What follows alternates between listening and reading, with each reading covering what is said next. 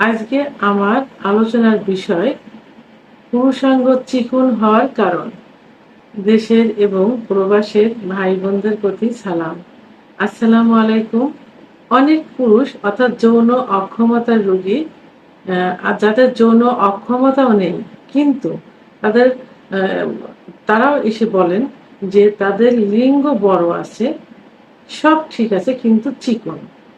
তো এই বিষয়টি নিয়ে আমি এখন আলোচনা করব। অনেক পুরুষের অভিযোগ থেকে থাকে যে তাদের লিঙ্গ বড় আছে, উত্থান আছে, সবই আছে, কিন্তু লিঙ্গ চিকন। তো এই যে লিঙ্গ চিকন হওয়ার কারণ, লিঙ্গ চিকন হওয়ার প্রধান 5টি কারণ থাকে। তার মধ্যে প্রধান যে কারণটা সেটা হলো জেনেটিক কারণ বা বংশগত কারণ।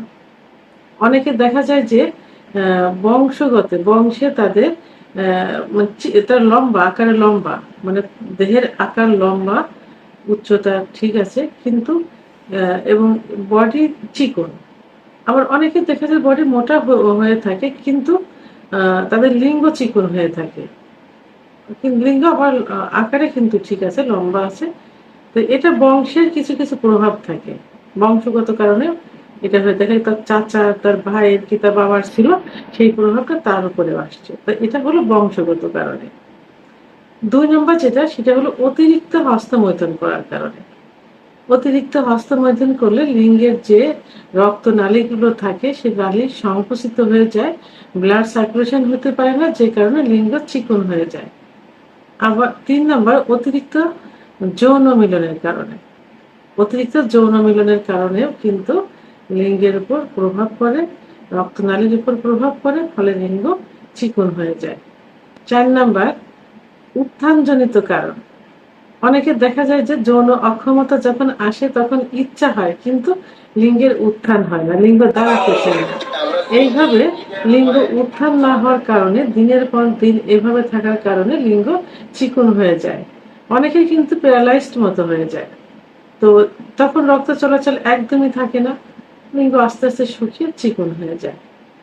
5 নম্বর যে কারণ, সেটি হলো বয়স বৃদ্ধি হওয়ার কারণে। অনেকে দেখা যায় যে যৌবনের প্রথমে লিঙ্গ ঠিক ছিল, মাঝেও ঠিক ছিল, কিন্তু আস্তে আস্তে বয়স বাড়ছে, লিঙ্গ চিকন হয়ে যাচ্ছে। এটা বয়স বৃদ্ধির কারণে এটা হয়ে থাকে। তো এখন এই সমস্যার সমাধানের জন্য অনেকে আসেন। তবে হ্যাঁ, যদি জেনেটিক বা বংশগত কারণে হয়ে থাকে, তাহলে এটা ডেভেলপ করা কিন্তু ছোটা, অর্থাৎ এটা ডেভেলপ করা যায় না। অনেকে বলেন যে সার্জারি করলে এটা ঠিক হয়ে যায়। আসলে সার্জারি করলে এটা ঠিক হয় না, কারণ এটা জেনেটিক কারণে হয়েছে, অর্থাৎ বংশগত কারণে হয়েছে। তাদের বংশের শুরুর থেকে একজনের ধাপে ধাপে হয়ে আসছে। এটা আসলে ঠিক হয় না। তারপরেও কিছু ওষুধ আছে, যে ওষুধগুলো ব্যবহার করলে যতটুকু লস হয়েছে ততটুকু, যদি একটু লস হয়ে থাকে, সেটা ঠিক হওয়ার সম্ভাবনা থাকে এবং ঠিক হয়। আর বাকি যেগুলা, যেমন হস্তমৈথুন, অতিরিক্ত যৌন মিলন ইত্যাদি কারণে, বয়স বৃদ্ধির কারণে, এগুলো কিছু ওষুধ আছে, যে ওষুধগুলো সেবন করলে এবং ব্যবহার করলে এগুলো পূর্বের অবস্থায় ফিরে আসা সম্ভব হয়। তো এর মধ্যে এই যে ওষুধগুলো, সেই ওষুধগুলো হোমিওপ্যাথি ওষুধ। একমাত্র হোমিওপ্যাথি ওষুধই কিন্তু যৌন রোগের জন্য কার্যকারী ভূমিকা পালন করে থাকে, যার কোনো সাইড ইফেক্ট নেই এবং অন টাইম এটাতে হয় না। এই ওষুধগুলো ব্যবহার করলে, অর্থাৎ এই লক্ষণের উপরে ব্যবহার করলে, এটা আস্তে আস্তে পূর্বের অবস্থায় ফিরে আসবে, অর্থাৎ মোটা হয়ে যাবে। তো 1 নম্বর যে ওষুধ, সেটা হলো বেলিস্প্রেনিস মাদার টিংচার।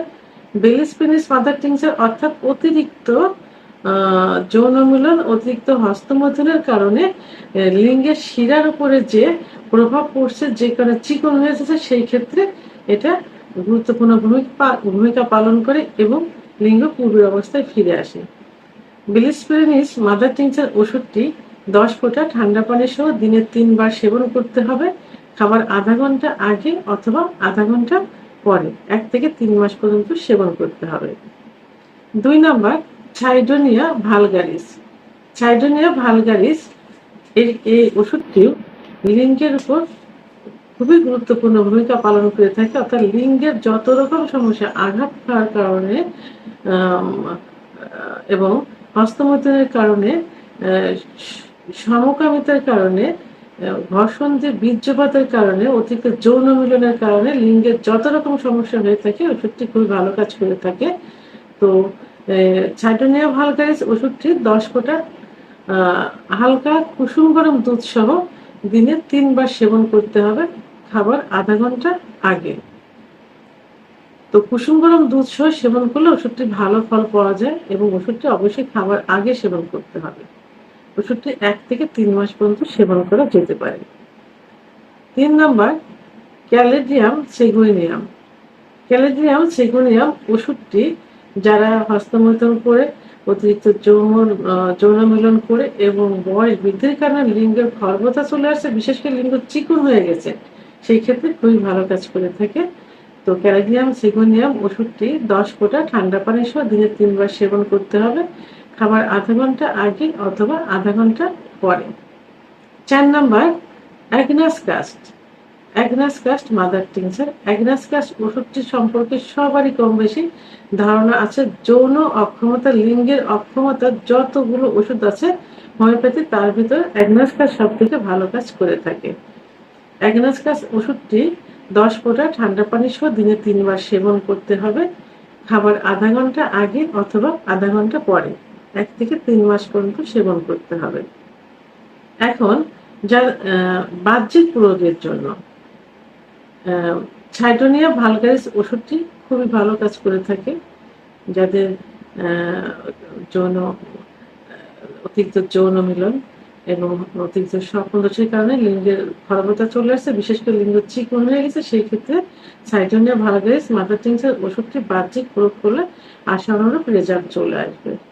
অর্থাৎ সাইটোনিয়া ভালগারিস মাদার টিংচার ওষুধটি 20 ফোঁটা এবং অলিভ অয়েল তেল 20 ফোঁটা একসঙ্গে মিক্সড করে সকালে এবং রাত্রে 5 মিনিট সময় নিয়ে ম্যাসেজ করতে হবে এবং আলতোভাবে ম্যাসেজ করতে হবে যেন বীর্যপাত না হয়ে যায়।